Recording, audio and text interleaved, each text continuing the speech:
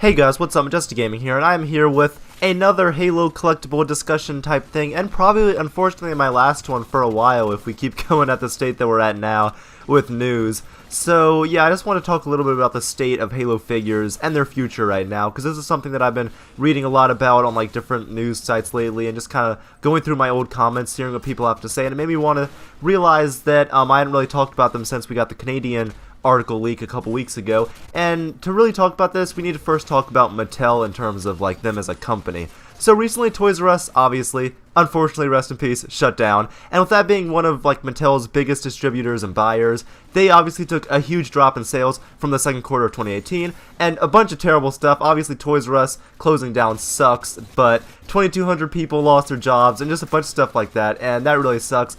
And kind of in the grander scheme and relating more to us is going to be that Mattel's toys are now going to be a lot harder to get since they had a huge loss in sales. Toys R Us, like I said, was their biggest buyer, so they're already pretty hard to get now, especially the Halo ones, Wave 2, which I'll get to in a sec, but they're definitely going to be a lot harder to get now that that's a thing, so we have to keep that in mind when we move into next year and hopefully the new wave of Halo Mattel figures. Like I said, this really sucks, and just kind of looking back on them, I mean, Wave 1 was like really prevalent. I remember seeing that when it launched. The day they came on Amazon, I remember they were all there, $20, and then like Wave 2 was terrible. Like the exclusives were at Toys R Us and Walgreens, but it took till like this year for them to even show up on Amazon.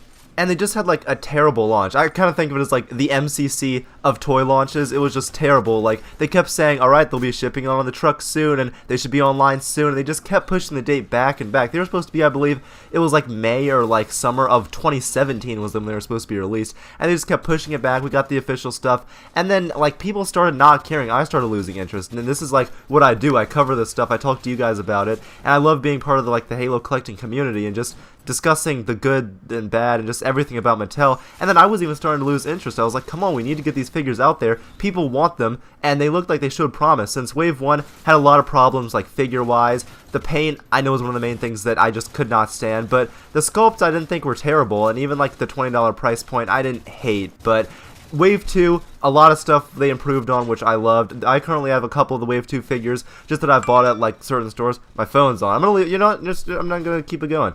But I loved that they had improved on a lot of stuff, and yeah, like I only have a couple of the Wave 2 figures, but I have Vale, and she's really awesome from what I can tell so far. And now most of the figures are still really rare at stores. But Wave 3 we do know is a thing, which is a positive. We got the Amazon leak a few months ago, and then we got the Canadian toy catalog leak as well, which I kind of heard some people asking me about that like on Twitter and stuff, and I would say with that, take it with a grain of salt. The Skeletor figure, which was kind of the main highlight of that for some reason, I'm sure was real and being like, well, obviously they have it right there, so it was real, but at some point. And now I wouldn't really expect it to be released, especially with kind of the track that Mattel seems to be on right now. I wouldn't really, like, put your hopes in that too much. The figure just seems, like, to me, it kind of personally seems like it was meant to be a Comic-Con exclusive. I feel like that it's odd that they had that release date of July 1st, and obviously that kind of thing happens all the time where they put in placeholder release dates, but we've heard nothing about that. Obviously it was a leak, but still, and I probably would not expect Wave 3, if they do end up actually releasing those, to release until next summer, which sucks because there are some really awesome looking figures like the ODST, the Halo 2 like anniversary-esque ODST they have in that look really cool. Now, the lack of anything brand new in the collectible space right now isn't necessarily a bad or terrible thing. It's no secret that Halo is sort of in a drought right now, while 343 continues development on Infinite, which I do want to say, that's good. I want them to take all the time they need for that game. I thought they might do a thing where they like reveal it at E3, then release it this year, but no, they are working on Infinite, and I do think the game will release next year, and I'm sure we will see a huge marketing push, including new figures, when that game ends up getting its trailers and actual information on it. So if Mattel is doing alright a year from now and still has the license, I think we will see a bunch of new figures coming from them related to Halo Infinite. And if not, maybe a new manufacturer could acquire the license. I think Mega Constructs are really the only other Halo collectibles being made right now besides Funko, which just had their Wave 1 release, which by the way I was really impressed with. They got the figures out there, they were on Amazon until they sold out, which was fine. There's like, they've been to GameStops I've been to, they've been to Best Buy, so I just want to say that I was really pleased with how they did their release, way better than Mattel Wave 2. And I just think that Mega Constructs are really like the only big one besides Funko, like I said, that's really doing well right now. and even Mega Constructs have been thinking about talking about lately, just because we've been so like lacking in other information, and they're cool. I think a lot of them look really cool, and I just consider talking about them. I may do that in the future, we'll see.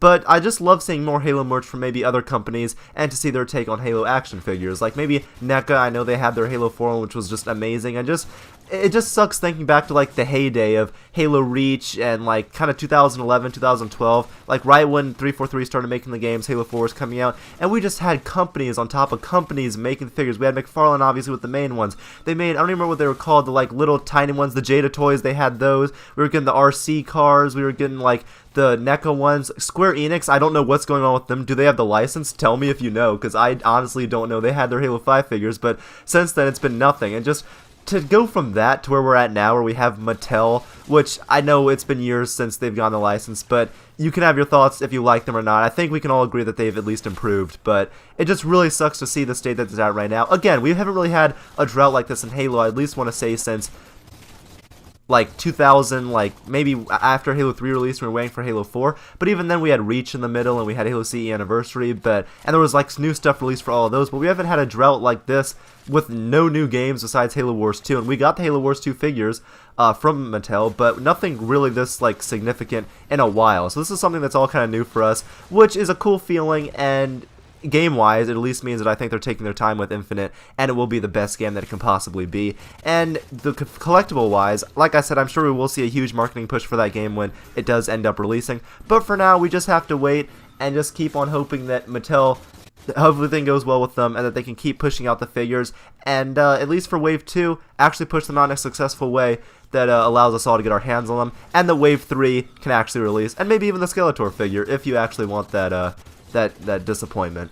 So let me know what you guys thought about this. This, like I said, is probably going to be my last one for a while. I thought about maybe talking about Destiny figures again. Whatever, if you guys want me to cover any other kind of video game collectibles or just that type of thing, I still am working on like my retrospective series. I know it's been a couple months since I've done that, but now that we aren't really talking about news as much anymore, I am planning on doing the fourth part of that, which will be about Joyride figures, I believe. So stay tuned for that, and if you guys want me to cover anything else, just tell me what you going to see from that, and what you think about Mattel's state currently, and what you think about them in the future, and just kind of what figures you want to see from them, and what you thought about them up to this point.